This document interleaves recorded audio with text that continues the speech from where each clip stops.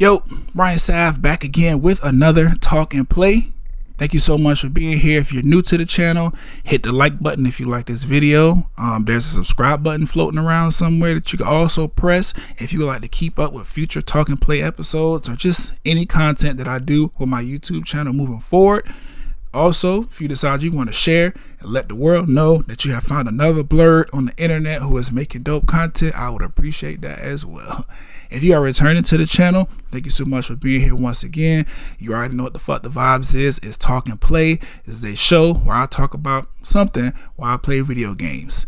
Today's talk, just in case you decide not to read the thumbnail or read the title of this episode before you clicked it, is going to be the Falcon and the Winter Soldier episode 5 review. We 5 episodes into this 6-episode series, which means the finale is coming up next. So we definitely got to recap episode 5, get my opinions on it so we can get ready for episode 6. The play is going to be Outriders. I played Outriders on the last 2 reviews I did for the Falcon and the Winter Soldier episodes 4 and 3. Still a fun game, still into it. I'm still running around shooting people. Well, I mean, it's PvE, so I'm shooting all the shit in the environment, collecting my cool gear, getting some dope legendary guns, having fun on the co-op shit with my friends. Like, it's a fun game. We lit over here. But let's just go ahead and get into this episode 5 review because, wow. So we start the episode, we see John running. He's clearly dealing with the heavy trauma of Lamar just being killed, aka Battlestar, being killed by Carly, and then him running off in a fit of rage, killing that man in public for the whole world to see through their iPhones and social media platforms. So, you know, he's running as he should, because what the fuck.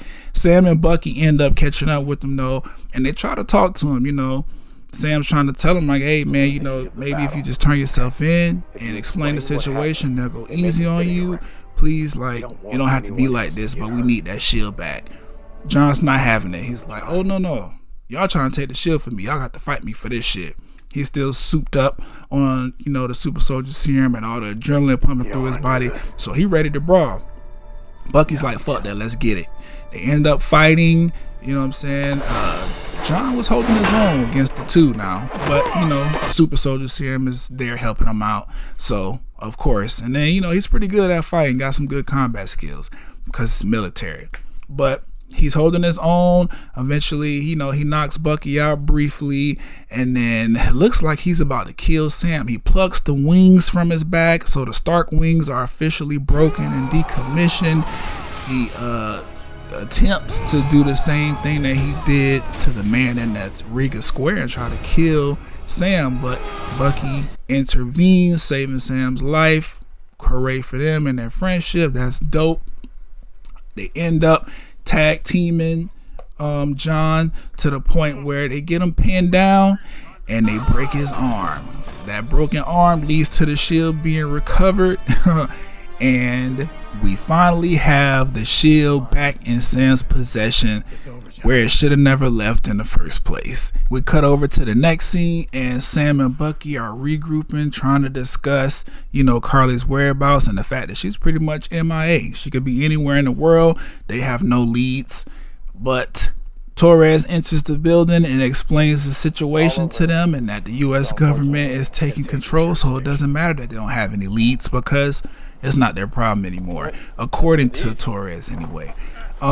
In that process, Sam leaves Torres with the broken Stark wings, and this sent the internet into a frenzy because if you know anything about the comic books, Torres's character actually becomes, you know, the replacement Falcon after Sam becomes the new Captain America.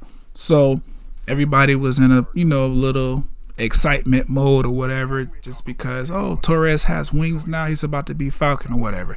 Not necessarily sure if that's what that means, but then again, there's also been talks that there's going to be another Captain America movie where Sam is Captain America and Torres is Falcon, his, you know, not sidekick but partner. So maybe, but as far as this episode is concerned, Sam just left the Stark wings with Torres. He told him he could keep them. They're broken anyway, So whatever Torres pulls off in order to get them shits working again, he deserved to keep them.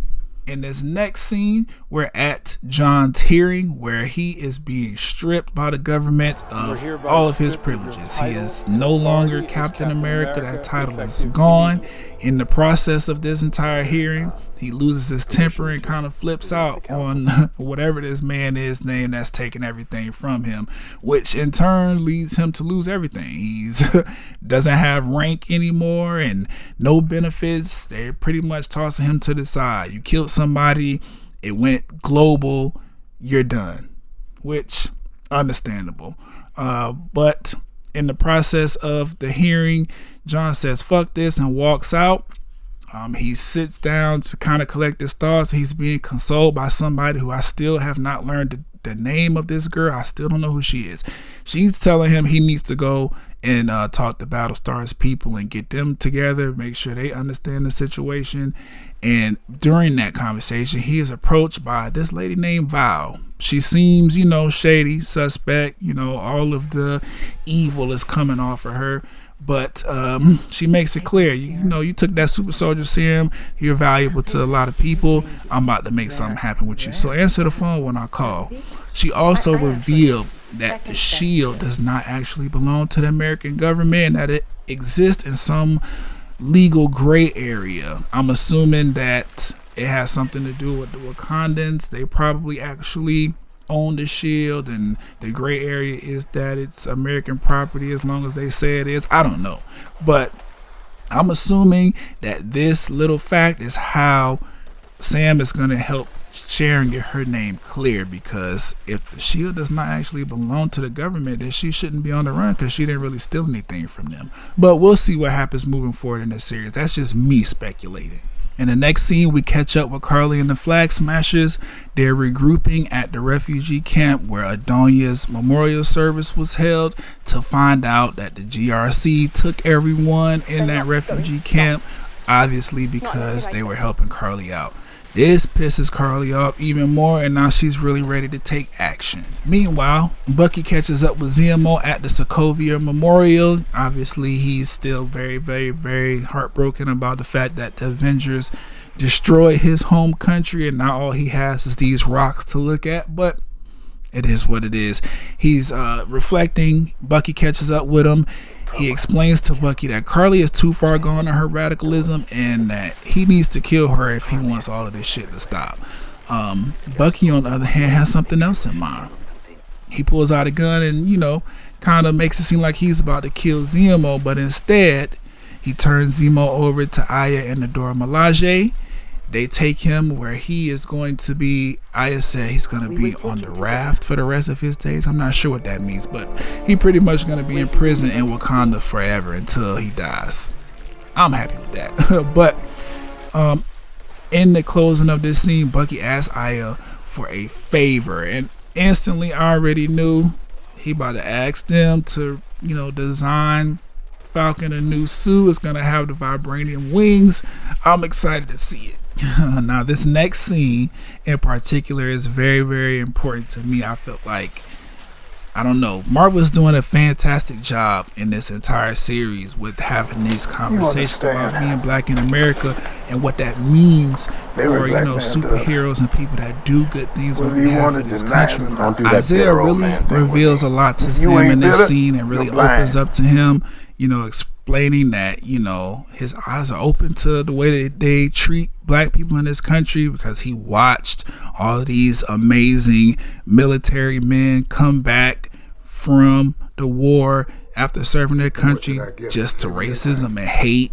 And he explained that during his 30 years of being in prison and experimented on, he had a family that he lost, and he really just lays things out for Sam. Like, this is why I feel the way I feel about the government. This is why I didn't want to, be the next Captain America or any bullshit like that. Like, this is my feelings toward it. And of course, Sam completely understands. He wants to help. He wants Isaiah's story to be told. But, Isaiah's like, nah, keep me in the shadows. I'm not with that. They'll kill me as soon as I reveal myself to still be alive.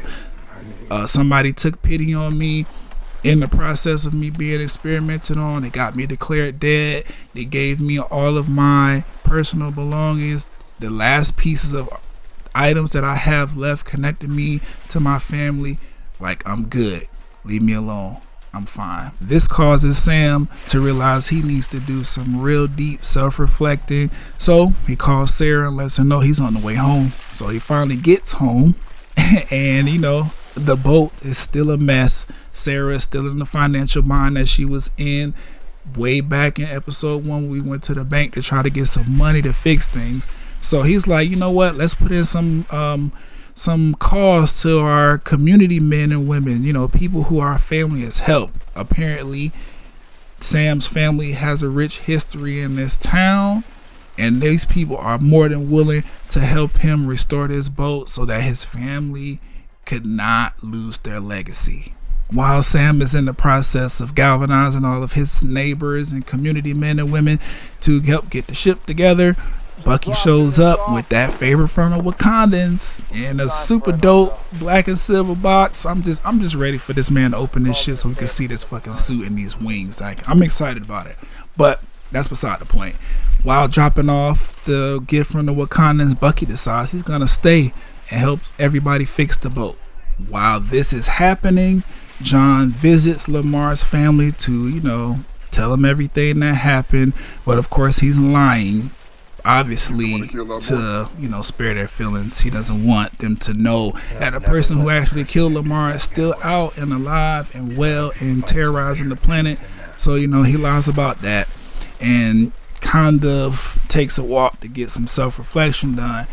And we cut over to Sharon, who is on the phone having a very sketchy conversation with the mysterious criminal. This scene in particular furthers my guess that Sharon might actually be the power broker. I really think she is at this point, but series hasn't revealed it just yet. Hopefully this scene ties us to the answer to the power broker question moving forward. We go back to Sam and Bucky, who are still bonding over fixing the boat. They take a minute to you know, take a break and toss the shield around, and this leads to a very, very dope and important conversation where Bucky actually apologizes to Sam for him and Steve not considering what asking Sam to be the next cap would mean to Sam as a black man in America. Obviously, especially after the conversation that we had with Isaiah Bradley, we could completely understand why Sam would not want to be Captain America. This country does not treat black people fairly or equally, and actually we are treated terribly. So why the fuck would I want to be the representation of this country on a global level and fight for it and put my life on the line for it? Of course, Bucky and Steve didn't even put any of that into their brain when they were coming up with this idea to pass the shield to Sam. So Bucky had to kind of apologize for that, because that's a lot of pressure, and, you know, just, it's a lot for somebody to have to deal with, especially a black man. Bucky also opens up about his personal, you know, struggles with his PTSD from the Winter Soldier programming. He explains, you know, he don't really have any family other than that shield and the things that Cap left behind that he's able to, you know, keep and retain to help him remember his friend. But other than that, like, he's dealing with a lot of trauma as well, and that's understandable because Bucky's been through a lot. Honestly, when you think about Bucky, his situation is pretty fucked up and has been through a lot. Sam gives, you know, a quick dose of tough love and encourages him to actually do the work necessary to beat this shit. Like, yes, Bucky has been trying to atone for himself and make amends by, you know, pretty much being a vigilante and righting the wrongs of the Winter Soldier. But Sam explains to Bucky, you need to make people feel good. You need to answer the questions that people want answers to and really do the real work that it takes to make yourself happy and others happy. That leads to this great moment where they pretty much establish that they're friends, and Bucky lets Sam know that he does have to leave, but whenever Sam gets a lead on Carly and the Flag Smashers, give him a call, he's gonna show up, no problem. The next scene, we see Sam and Sarah trying to do what they need to do to get this boat sold. Sarah reveals, you know what, she can't sell it. That's a part of their family's history. They can't sell it. This conversation leads to them having a very real conversation about everything that's going on as far as the new Captain America role and all this other stuff. You know, Sam reveals his good intentions and that he wants to go out and be an example and change the world as a black man, or at least change the country as a black man. But all of this leads to Sam deciding that all the pain and sacrifice that our people have had to go through over these 500 years of being in this fucking country, being treated like shit, are worth him continuing to fight by picking up the mantle as Captain America and going out there and representing for us and showing the country and the world that black people are not as terrible as they treat us. This conversation rolls us into a training montage. Sam is throwing around the shield, you know, working out, exercising, all this shit, getting, you know, his body physically fit to be Captain America in some capacity. We also go back over to Carly and the Flag Smashers. Carly is receiving some weapons, it looks like, from a shady character who wants revenge on the Falcon for whatever reason. She also reveals her plan to interrupt the GRC vote that would deport refugees back to their home countries. Then we see news reports that the GRC is convening in New York, which is ironic because at this very moment, Sam gets a tip from Torres that Carly might be in New York. You know, he gets a ping from some kind of cellular device that supposedly is Carly's. And this leads Sam to immediately figure out this girl is in New York. That's where I need to be. That rolls us right into the scene where the GRC are actually in debate at that very moment. When Carly's plan begins to go underway, we see lights going out, you know, darkness, and then red lights come on, all kind of shit. Meanwhile, Sam finally is at the crib opening up the Wakandan box. I'm so ready and excited to see these wings, but of course the episode ends and I have to wait to episode 6. Wow. Very disappointed by that. You know what I'm saying? Marvel keep playing with my emotions and all this other bullshit. I mean, it is what it is. What ended up being a nice caveat for that was us watching this post-credit scene of John building his own shield. I just thought that was funny to me because what are you putting together that's going to be any kind of matchup against the vibranium Captain America shield? This little tinfoil shit that he's building, I don't know. But the episode ends officially after that cutscene, and we are excited. I am anyway. I'm ready to see what episode 6 brings. I'm really ready to see this new suit and these new wings. I really hope they open the episode with that, since they ended it with him opening the box. I hope he's pulling out the suit, trying it on, flying around with the vibranium wings. That's my hope. But we'll see. This is going to be the finale for the series. Episode 6, so many loose ends are going to get tied up. We're going to see what happens with Carly and the Flag Smashers. We're going to see Sam and Bucky team up again. Sam and the vibranium wings and new Captain America suit.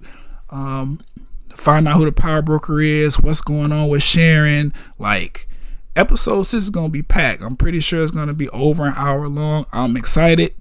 Tell me what you guys think about episode 5 in the comments. Please let me know how you feel about, you know, everything moving into episode 6, and what do you expect to see from episode 6. That's Talk and Play. I'm out. Catch y'all on the next one.